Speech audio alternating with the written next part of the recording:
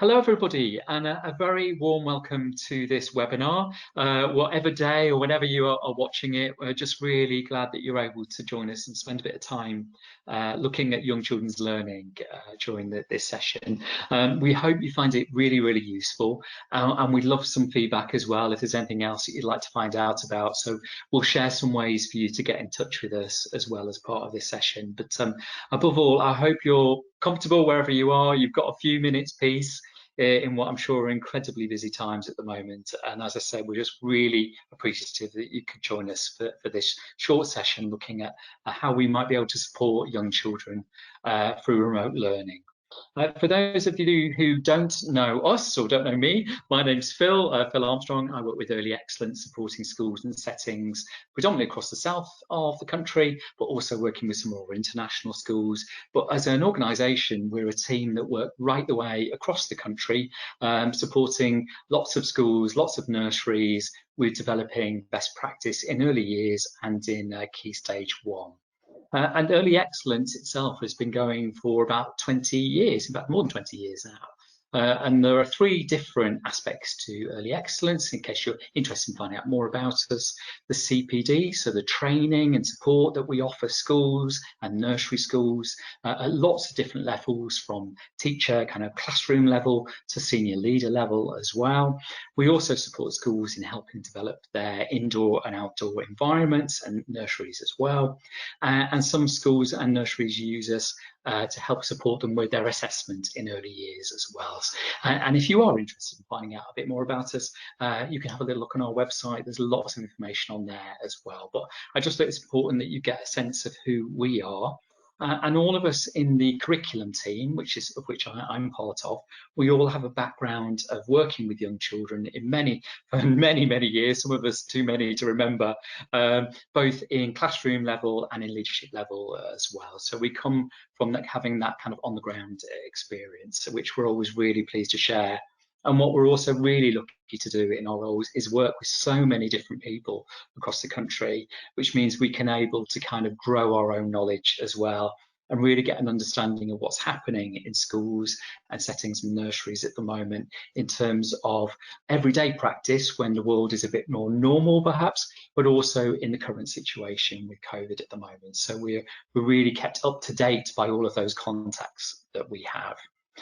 This session is going to take about 45 minutes, and what we're going to be looking at is thinking about young children and how they learn, and what we know about young children's learning, and how we can tap into that to help support them through elements of remote learning. And I think everybody will put their hands up and say, it's been a challenging time, hasn't it? And for everybody, whether adults or for children, and trying to find the way that is right for an individual child or for groups of children is really, really difficult for us all. And it's something we're all learning at the moment. And I've been completely in awe, and the rest of the team have been, in the way that schools, nurseries, settings, and parents and the wider community have been working together to really help support each other through this time. So there's been some amazing stories, and I'm sure that they continue to take place over the next few months. And let's hope as we move towards the summer that things get much more simple for us in terms of our everyday lives. But we thought some of the things we're going to share with you in this session may be useful for these coming weeks, next month or so, that might just help give you some ideas, some practical suggestions, but also help you think about how your child learns and how you can really celebrate that in many different ways. And I wanted to start off really with this kind of, I suppose, caveat really, is that take care of yourself as well. I think there can be tremendous pressure, can't there, at the moment, to feel like you've got to do everything and everything's got to happen instantly, and keeping everybody busy all of the time and so on is so challenging, so difficult. I heard somebody describe the way that people are working at the moment. There's people who are working from home, but they're not working from home, they're at home working. And how different that is, because you've got everything going on, there may be lots of children around you, people coming and going, all within a small space perhaps, how difficult that can be, and how that impacts upon our well-being, and how really, if our well-being isn't feeling strong and secure, then it's very difficult for us to support others. But also it's really difficult to learn. And that's the same for young children. If they're feeling anxious and stressed, we know that it's more difficult for them to learn. So that kind of taking care of each other is so important, isn't it? So I suppose a virtual cup of tea and a piece of cake is kind of what we're sending to you. It's that time not to worry. And we know that everybody is doing the very best that they can. And in these times, that's really all we can hope for. And what I would encourage you to do is to keep in contact with your schools, with your nurseries, with your settings, that kind of everyday kind of contact. Let them know how you are, let them know how the children are, because it's those relationships which are so important, aren't they? They're the bits that we're missing, those everyday kind of contacts. But it's also the information that the teachers and nursery nurses and colleagues within those settings and schools would really like to know is how you are. So yeah, I'd encourage you to share, let them know how things are going. It's so important. And I often start any kind of session that I do for anybody really with this quote from Jenny Linden, primarily because it gives me an excuse to also share this wonderful photograph of children having clearly an amazing time. But to remind ourselves really what an amazing time early childhood is. It's the time of first, isn't it? It's the first time you throw those leaves in the air. It's the first time some of the children in the last few weeks would have built a snowman. And all those experiences are layering up and connecting together within those young brains and really shaping their futures. And the experiences that young children and that we are having at the moment are very different to those who would have had the year before, and also for their peers and their siblings. It's very different. It's a set of experiences that no one could have predicted. And so we need to be mindful that those are going to be impacting differently upon the children than perhaps we might have predicted previously. But also to remind of ourselves, or reminding ourselves of the real joy of early childhood. And I've spoken to a number of parents, and actually from some schools and nurseries, who said some of the feedback they've had from some parents is they've just actually really enjoyed laughing with their children and the fun of spending time around young children. It's one of the things that I'm missing tremendously at the moment, is that opportunity to go in and work alongside children in nurseries and reception classes and so on, and to hear that laughter. And that real joy of childhood, I think it's something so important and has sustained many people through what has been a very, very difficult time. So something that we need to kind of hang on to. And one of the principles that we also think about in terms of early learning is how important it is for us to nurture the whole of the child. All of the roots are connected. It's a really core principle of early years learning, is that one bit of learning supports another aspect of learning.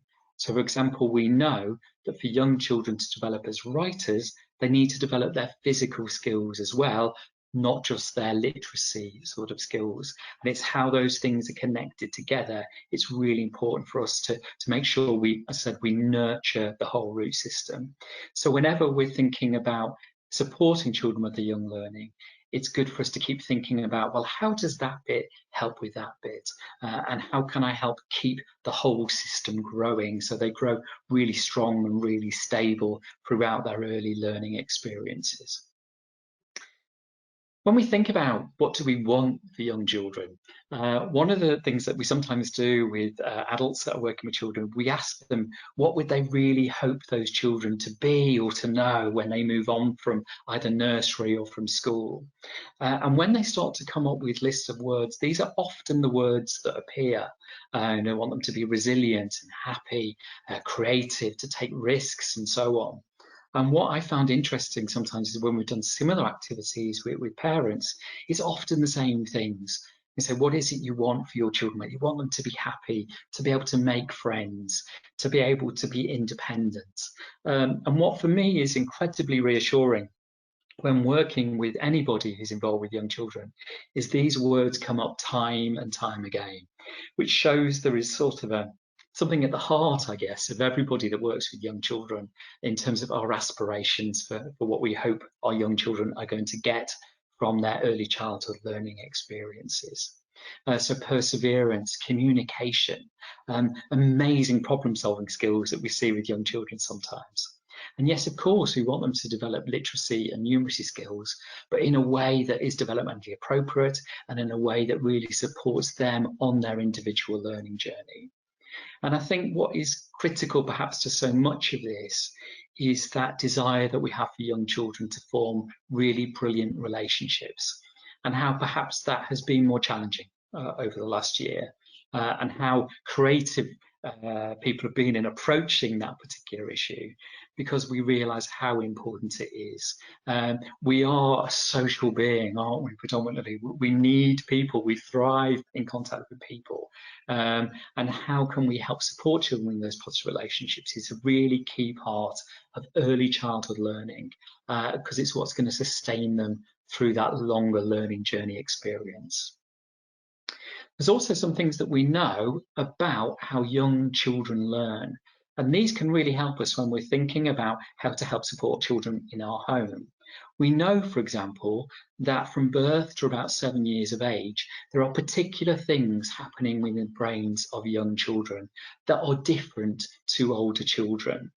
We know that also there are certain things that really help and support that, to help the growth of the brain, to really nurture it, so it's as powerful, I guess, as it can be.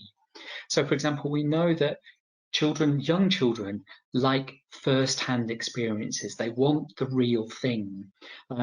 They'd rather have, to be able to actually pick up and taste the piece of fruit than see the photograph of the fruit. It's so important, because they won't be able to make those abstract connections until they've had those first-hand experiences. It's also really important for young children to keep going back to something and trying something out again, perhaps in different ways, but using the same kind of skill. It's really important for them to do that, because it helps them to form those really strong connections.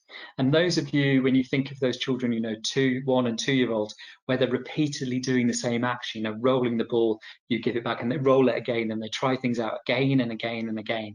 It's a really important part of that early learning process. So we need to kind of provide those opportunities for them. Also, during this time, we know that what they are also doing is learning how to be a really good learner. And children are born with this kind of innate desire to learn, aren't they, and to discover and to explore. But also we know that as we go through early childhood, they're strengthening those learning behaviours, and we can really help support that. I'm going to touch on that a little bit more as we go through.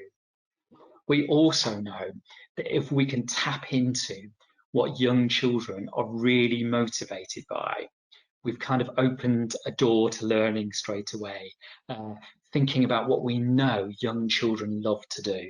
For example, we know often in nurseries and in reception classes that if we don't provide a water type activity, children will try and find their own water type activity. It's something that they're intrinsically drawn towards. They are fascinated by it. And there are many other things that we see wherever we go across the country, but also internationally, that young children all really seem to get hooked into.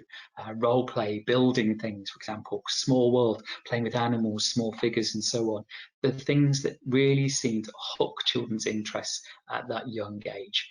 So knowing all of this can really help us when we're thinking about what kind of learning we might want to offer for our youngest children, both within schools and settings, but also within the home environment as well. Something that we also use sometimes when we're helping with schools and settings with their training really also taps into what we know about the early years foundation stage, which many children will be following as part of their curriculum. And it taps into this idea that all children are unique. And I'm sure you'd say that when you think about your own children, both in terms of their personalities, what really motivates them, where they are in developing as a learner. And that's really important whenever we're planning for how we're going to help young children learn, is acknowledging and placing that child at the heart of what we're doing, and really thinking about what is it that's really going to help them. And in doing so, we think about the spaces that are going to support those children, so the learning environment that's really going to help support them with their learning, but also connect with things that they're interested in. And then, of course, the most critical resource in any learning environment is the adult, and thinking about those relationships that we have with children, and thinking about how those relationships are strong and secure and supportive which create an environment where children are happy to take risks, to try something new, to share how they're feeling, to not be afraid to make those mistakes. So important, isn't it, when we want to succeed as a learner, I think both as an adult and as a child. So I mentioned earlier on about this idea of building young children as learners. And there's a wonderful bit of the early years foundation stage that talks about the characteristics of effective teaching and learning. It's the things that we know really help children be successful learners, not just when they're young, but throughout their learning life, which, as we know, is our entire lives, isn't it? We keep on learning, we never stop. And there are three core sections to it: playing and exploring, active learning, and creating and critical thinking. And what we do within any classroom when we're working with young children, we're always trying to find ways to support children with developing these, but also to see, is it taking place? Do they need some additional support? Can we create experiences that are really going to foster these? So I just wanted to kind of flag these up to you, because they're the kind of things that you probably see your children doing every day in the home, outside in the garden, if you're lucky to have a garden, or in the park, or wherever they may be. We see children doing these things. We see them exploring, don't we? We see those children who are willing to have a go, but we also see some children sometimes who are a bit more reluctant, and we find ways to support them with that. We see children who can really concentrate and really focus. Sometimes we talk about their level of involvement, how they're really engaged in an activity. And I'm sure you've seen that sometimes at home as well, where children get immersed in a game, sometimes perhaps with their siblings as well, which can suddenly take hours of time, but they almost get lost in that time. They're so immersed. And then also that amazing sort of creativity of the young brain. I'm often inspired when you see young children in a junk model making area in a classroom, for example, and they can pick up an old Pringles tube and see the potential for that to be a rocket, whereas we would see, oh, that's for the recycling. They see things in different ways, and what they're really good at doing is starting to use their experiences to transform those experiences creatively, joining things imaginatively, and so on. And what's really, really important is allowing them those opportunities to choose different ways to solve different problems, and so with their play. So I just thought I'd go a little bit through these just to kind of really to provoke some thinking, really, and thinking about your own children and what is it that they really enjoy perhaps at home, and what you see them doing in their play, and how you can support them with that. So, for example, representing experiences, do you see them doing lots of role play perhaps? Do they play being you? Or do they play being other family members or different characters they know from books and from television and films and so on? And then also, are they able to take things from around the home and use these to become something else? Those moments of incredible imagination that we see young children displaying. Are your children perhaps more or less willing to try new things? Are they understandably a bit nervous the first time you present them with a different food? Or are they the kind of child who would dive straight in to the big puddle? That kind of openness to just see what happens. And where are they in that kind of process? And how can we help them and reassure them?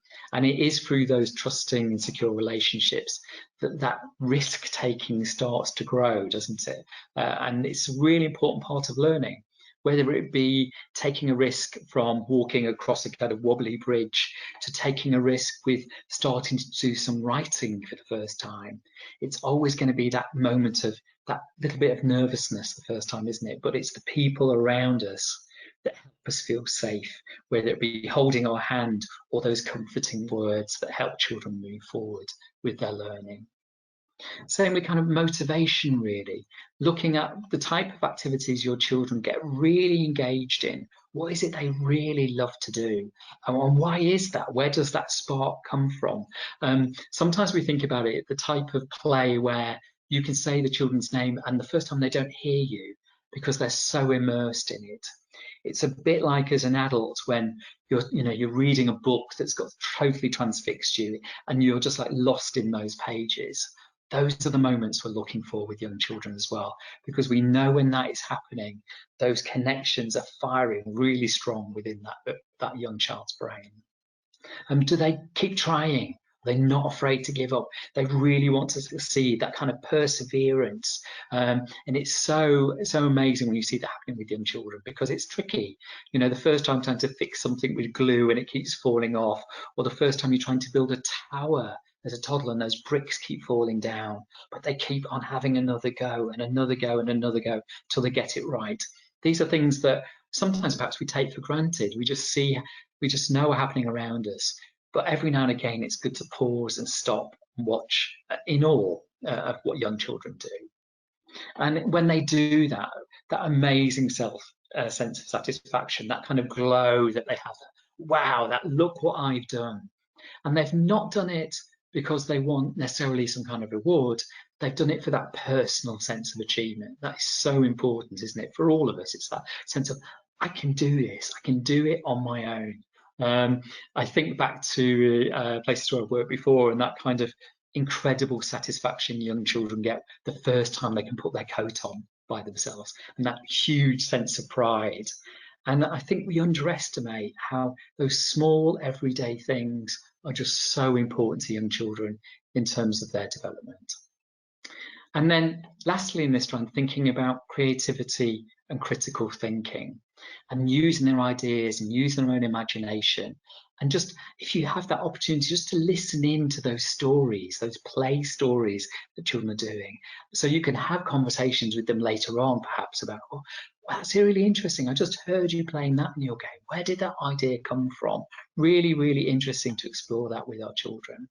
And then to think about how they join different ideas. Are they doing almost a mashup of their learning and taking things they might have known from stories, first-hand experiences, things they might have seen in films, whatever it may be, conversations they may have had, and how do they start to join that learning together to perhaps create patterns and sequences, also to perhaps to solve problems as well. And then are they starting to get to the stage where they might make something, they might make a house, for example, with Lego, or they might do a picture for you. And do they sometimes go back and have a look at it and think, oh, I'd like to change that bit, or how could I develop it? Are they thinking about that? And do they enjoy that kind of process, that idea of almost fine tuning, I guess, really? And so really thinking about what it is they've created, why they've created it, and how they could develop and refine it. Again, some things you might want to have to explore with your children to see if it's taking place.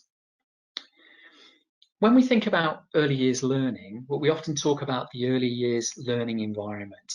It's sometimes described as like an enabling environment, and then sometimes it's also described as the third teacher.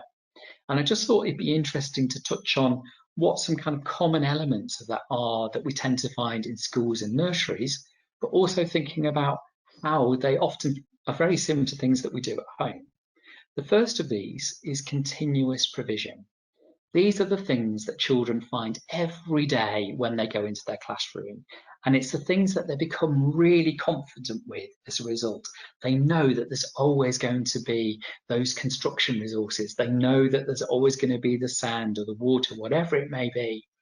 And because it's there every day, they get that opportunity to get better and better, refine their skills, to develop some kind of mastery of using those resources. Whereas if it was kept on changing all the time, there's less opportunity for that to happen. And we know, as we mentioned right at the very start, one of the things that's really important for children is to go back and to revisit, to try things out again. And then the other things that we sometimes add into our environment are temporary additions. We sometimes describe them as enhancements.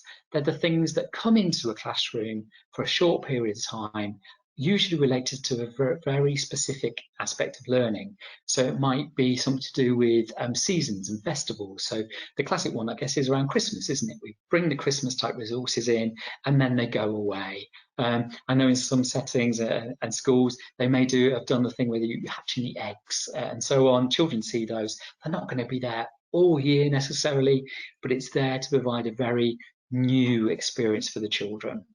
And then also in most schools and nurseries, there's some outdoor learning experience that's offered to the children to complement and to enrich the indoor experiences that are being provided. So we tend to see these three different things happening in different ways, but often when you unpick, this is what the pattern we see appearing. And in many ways, this is quite similar to lots of what we do in the home. So for most children, their home is a really continuous provision type environment. It's very familiar. They know where things are. Things that happen in one room tend to happen in that room, and so on. And also, as they build up their collection of toys and resources, as they grow through their childhood, they become more and more familiar with them, and they can use them in different ways. And we know, don't they, that some children move on as they get slightly older to different types of resources that tap into their particular interests and so on. But they like going back to those things, don't they? I know sometimes when I talk with parents and they'll say, oh, it was their birthday and the children got lots of new toys. But actually what they did is they went straight back and started using all the things they were really familiar with. And if we think about that, we kind of know why. It's because they like to go back to what they're familiar with. And also it's really important for them. And then, of course, we do bring those new things in, those kind of seasonal things in, don't we? Like Christmas, for example, like different festivals. Birthdays is a classic kind of enhancement. But we may also have some different food. We may have a different book. We may have a different film that we watch. All these kind of temporary things that come and go and offer a new experience. And then if we're lucky enough, we may be also able to offer some outdoor learning experiences for our children in an environment where they can behave differently to how they are indoors and to really kind of stretch those muscles. So there's lots of ways you can see how we're mirroring the provision that nurseries and schools offer within our own homes. Just perhaps some of the resources and the layout look a bit different, but the themes are actually quite similar, or the core underlying themes are very similar. And I just wanted to flag up the value of outdoors. And I know it can be really challenging if you haven't got the space. And finding access to parks and things can be difficult. But I would encourage wherever you've got the possibility to grab it, seize that moment for children to be outside, because we know it's such a special place for young children, they're learning. And I love this idea from Mary Jane Drummond, where she talks about how when children are outside, they're not only stretching their kind of physical muscles, they're also growing their intellectual muscles at the same time. That opportunity to be big and to work those arms and work those legs, we know is so important. As I mentioned earlier, the connection between physical development and writing is really important. To be good at holding a small pen or a pencil, you need your whole arm to be working really, really well. So developing those shoulders, making those muscles work really hard is such an important part of the process in becoming a really confident, effective writer. But also, of course, there's that awe and wonder of being outside. And it's been, of course, particularly amazing over the last few weeks in terms of constant, ever-changing weather. Sometimes I think as adults, we're a little bit nervous about how do we support children in their play. It can be that fear, can't it, that if we kind of get involved, is it all going to stop? Are they going to kind of just walk away from what we're doing? Do they really want us? And here are just a few ideas in terms to support us with that.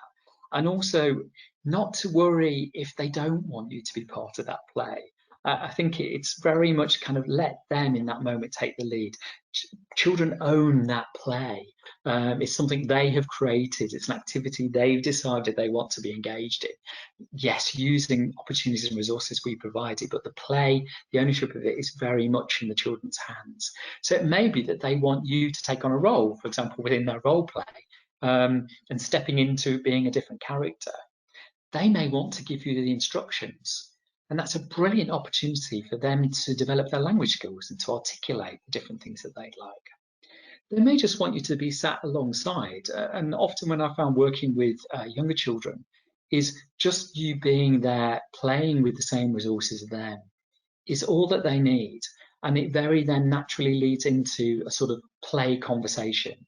and suddenly you realize what an amazing thing they've created, um, and what kind of vocabulary they've got, what's obviously really sparking their interest. So taking that time just to sit alongside, not feeling like we have to talk all the time. That time just to listen is so important. I think sometimes as adults we feel we need to ask lots of questions, and in that case we definitely say kind of less is more. Kind of more time listening is so much more effective, because it's what they're really wanting from us. I wanted now just to touch on something that a number of conversations with schools and settings over remote learning are focused on, and that's been around interactions with children, so having conversations with children and so on, and supporting early language development, and how remote learning is not digital learning. It's not, we're not looking to replace the learning experience with a computer screen. Remote learning is very, very different to digital learning, and how we need to be careful of that, and how we know it is so important for children to have those interactions, to have those conversations with us. It's a really important part of their early language development. And a screen will not substitute that, and how important it is that we need to talk with our children as much as possible. This idea that developing language and how it's linked so closely to the way that we think, but also how closely it's linked to the way that we develop relationships. And so it's where so many schools and settings put so much energy into early learning. It's thinking about how can we help our children with their communication and language skills. And for some of those children, just starting to have that conversation, or even just asking for something, that small step might be enormous. It might be a really big thing for them to do. But how important it is that we celebrate those moments, because that is absolutely a moment of joy, isn't it? And some of you, I'm sure, are very familiar with Michael Rosen, author Going on a Bear Hunt, and lots of other publications as well. But he talks about this idea that probably one of the best things we can do is have great conversations with our children.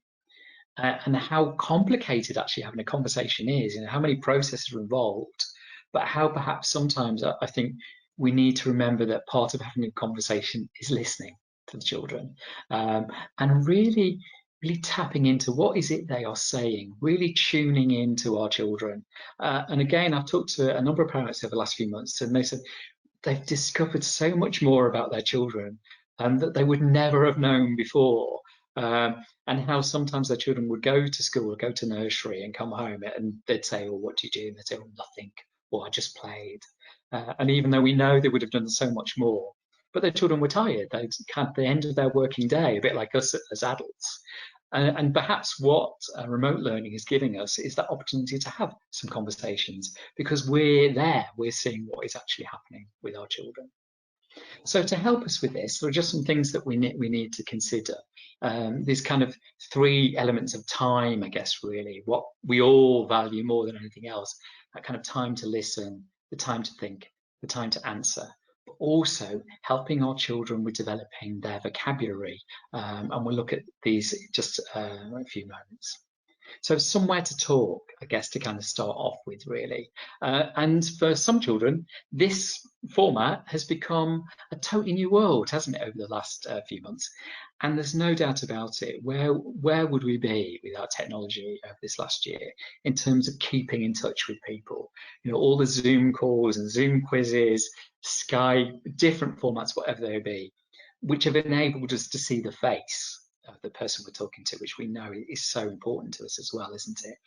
And what is also often so amazing working with young children is, of course, that they aren't afraid of all this technology. They've been born into it. They're kind of the digital natives. It's us often, isn't it, who's been learning how to master all of this.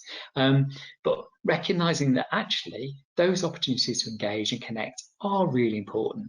And as I said, when schools and settings are offering them, I'd encourage you to seize that opportunity, because we know that kind of chance for children to see their friends, to see their teachers on the screens, we know that has a really powerful impact in terms of helping sustain relationships.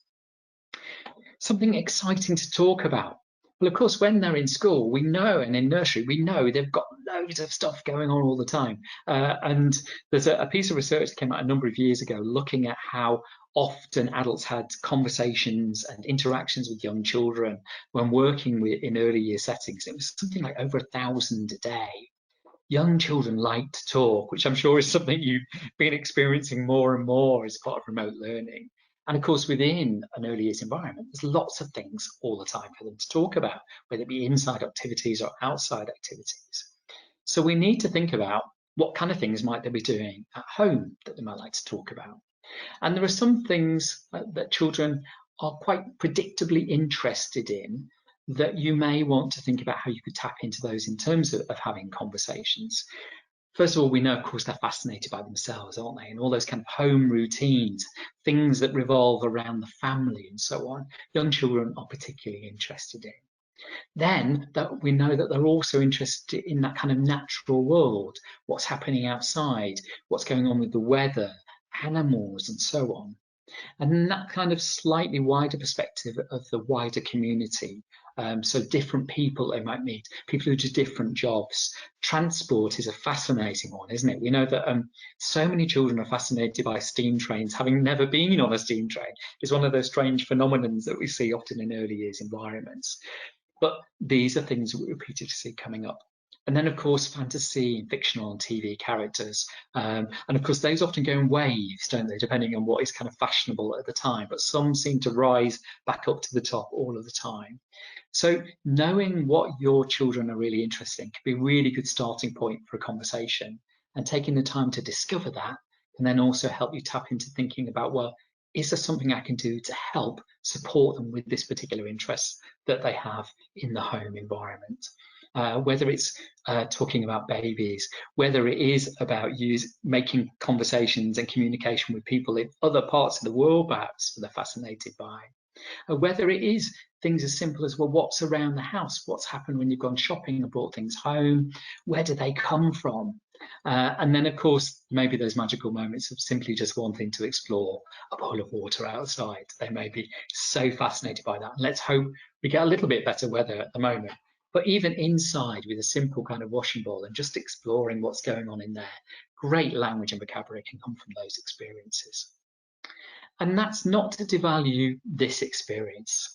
I think many of us have become very good friends with Amazon, Netflix, Disney Plus, whatever they may be.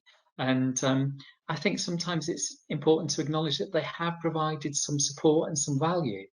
And having conversations about things that are being watched together, perhaps as a family, and using that as a starting point to spark and develop an interest can be really useful too. So I would never kind of devalue the value of that screen, because I know for many people it's been extremely helpful, myself included. And so perhaps if they're a bit reluctant to tell you about what they're interested in, they may just need that prompt, that encouragement, that support to say, well, actually, I'm really interested. I'd really like to know what you're fascinated by, because I'd like to share what I'm interested in as well with you. So again, that kind of spark of a conversation. And here are just some prompts that you might find helpful to support those conversations. It's a resource. It talks about talking with trust, and it's broken down into a few stages and a few suggestions. So that idea of children kind of taking turns in planning something, like even as simple as thinking about what to have for dinner, and then predicting things relating to that. Checking what children's understanding is. So they give you an example there, why do you think that tower fell down? So they can, again, that can open the door to a conversation. It can also help you understand how you might be able to help them with building the next one. Again, that encouragement and praise.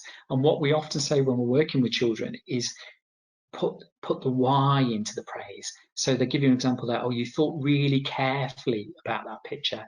I wonder how it would look with stars, and what do you think, and so on. So that's keeping them engaged with it. It's also helping them thinking about how they might want to develop their ideas as well. But that real kind of purposeful, powerful praise that we can use. And then sharing things from the past. Children are often fascinated by adults. They want to know, how did you do that? Where did you learn that? They don't have to be shown, a proper dial-up phone to think it must have come from the Dark Ages or something, but to discover how you learned. What was it like when you were at school, and so on. Really powerful, and that's where we can tap into our wider family as well, isn't it? Perhaps having online conversations about things that their relatives used to play with, and so on, or what did they used to watch on television, and so on. Really, just to create that opportunity to talk. And as I mentioned earlier, that idea of tuning in. I like this idea here, saying, I know that you really love dinosaurs. Shall we make some dinosaur biscuits? Because by saying that, what you're doing is showing the children that you really know them, and you also really value what they really enjoy, and you're taking that interest forward. So tapping into those interests can be really, really powerful. And then I mentioned some words to use, some kind of vocabulary. And the home is full of amazing vocabulary. What we call different objects in and around the home, and why we call them that in different parts of the country. It's a fascinating study. I'm sure someone could do a thesis on it all, but our homes are full of so much language, and we should never underestimate that. But it's important, isn't it, to check that our children actually understand what it is that we're saying, and how that's going to help them in conversations, but also in kind of everyday life as well. So the language about food, the language about if we might be heading towards kind of spring and thinking about growing things, all the different vocabulary that's involved there, the language involved in cooking and baking, it's all really, really valuable life language. I love that picture of the little girl there eating a pear. I remember from a film that I watched where someone had to describe to somebody what it was like tasting a pear, and they talked about the texture, the kind of almost sandy, grainy kind of texture, which is amazing vocabulary. So taking those moments to talk, really, really useful. And of course, our weather provides endless opportunities for language and conversation, particularly at the moment where part of the world that I'm living in seems to be raining an awful lot. But we know children sometimes see more joy in the rain, perhaps, than we do. Great chances to talk, of course. And the snow that we had so recently, and those real moments of joy, aren't they? And I'm sure you saw some amazing snowmen around, variations around the country. I couldn't resist popping this one, and this was around the corner from where I live. I just thought, what an amazing creation someone's made there. And I can imagine parents passing by that with their children and the reaction that would provoke as well, and the stories that could spark as well. And talking of stories, I think it's really important that we never underestimate the power of sharing stories with young children. There's so much they can draw from them. This idea that through a story, we not only understand the characters and the world that story is presenting, but it also sometimes helps us dive into ourselves and to explore who we are and how we might solve problems as well. And that's a really, really powerful learning tool for young children. So the power of stories should never, ever be forgotten. And again, they are a fantastic way to start conversations. Again, great debate. Any of you involved in kind of adult kind of book clubs and things will know there's often a lot of discussion about the merits of different books and why some are better than others and so on. And that's a really important part of learning, is to have those conversations with our young children about their favourite books and why. Why is it they think it's so good? What do they think might happen next? Can they retell a story? Can they turn it into their own? What might have happened after Goldilocks ran off? Where did she go? All of those sorts of things that we can talk to our children about. And again, it's just extending and it's enriching that vocabulary, but also helping develop that narrative of story, which is a great early literacy skill. And then above all, of course, what does a great talker need? They need someone who's really interested in what they have to say. Someone who's going to take the time. And this quote is actually from one of the Marigold Hotel films. But within it, one of the characters talks about how there is no present like the time. And I think that's really challenging for us all at the moment, with particularly when people are at home working. They've got many children there as well. Giving that time is really difficult. But we know that when we are able to do it, it makes such a powerful difference to young children in their learning. So I'd encourage you, wherever possible, to kind of grab that opportunity to spend some time with the children and really, really to listen, I guess, as much as anything else, to really understand what it is that they need in terms of support.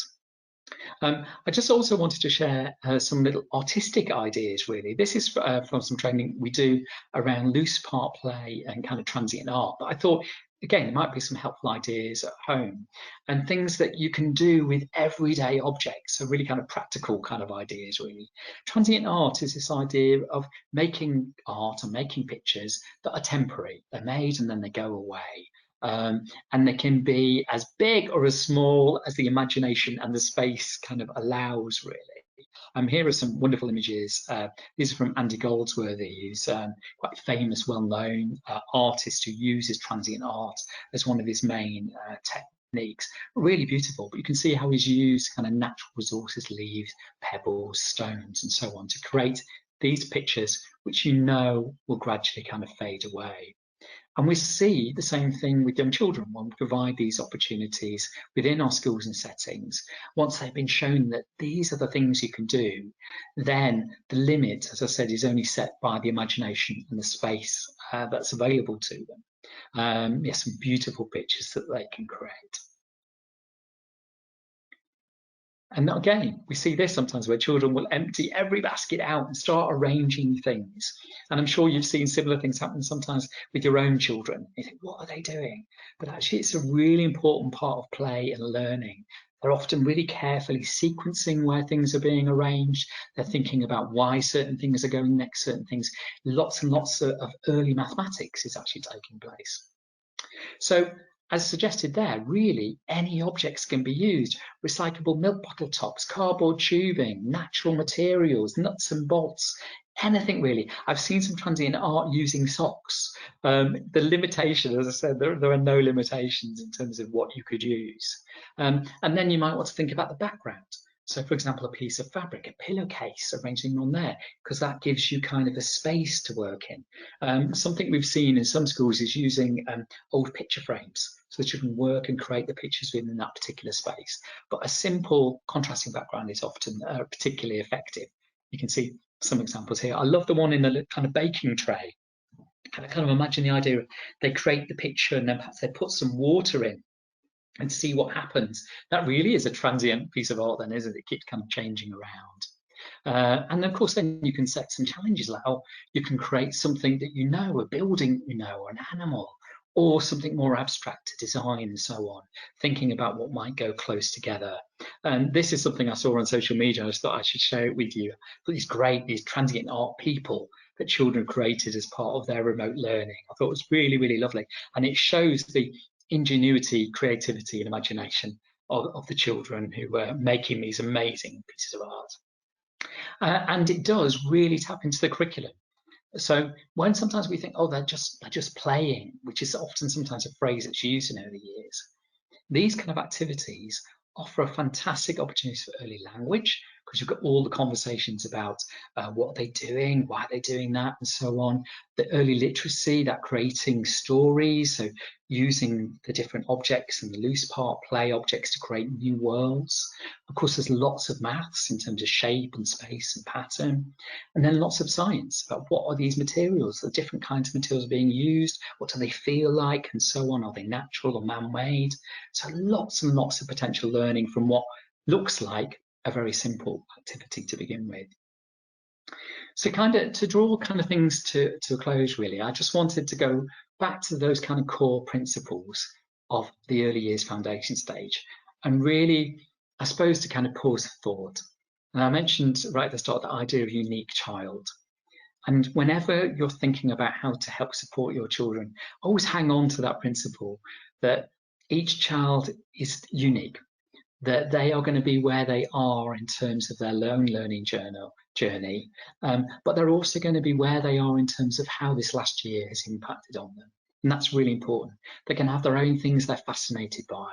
And I know when I think back to the number of times where I've taught twins, for example, and how different they can be. My brother and sister are actually twins. You couldn't get more different people. So it's that idea of what's the uniqueness of your child. It's so important to hang on to. those relationships and how can we find ways to keep the relationships going using remote learning, so important. So that's why I said if there are opportunities your school or nursery setting are offering to keep those connections going for your children, really, really important to try and participate in those, I feel.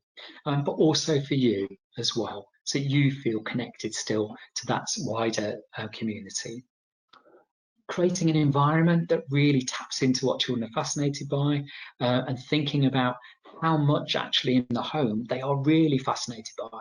And actually probably the thing that they are most fascinated in is you, and learning about you and what's your life like. And then all the way through this to remember that no child is learning at the same rate as another. They'll develop in their own way. And I think it's something that we need to be really mindful at the moment as well, and thinking about what is it that your children really need at the moment, what's going to make the biggest difference. And I said those conversations are going to be really, really key to that for many of the children we work with. Okay. Some things that you might want to explore that are available for parents online if you're not aware of. This is a thing called Hungry Little Minds. If you just Google it, it's a BBC website which got lots of nice fun activities and things for children up to 5 years of age. Worth having a little look at that. There's also on the National Literacy Trust website, again, if you just Google it, there's some ideas to help support parents and carers with helping children develop their early language skills as well. So worth again having a look at if you're able to. And I just wanted to pause with this really. This is a quote from a gentleman called Malcolm, who is seen as one of the pioneers really of early years practice. But I love his quote, and I'll just let you read that for a moment.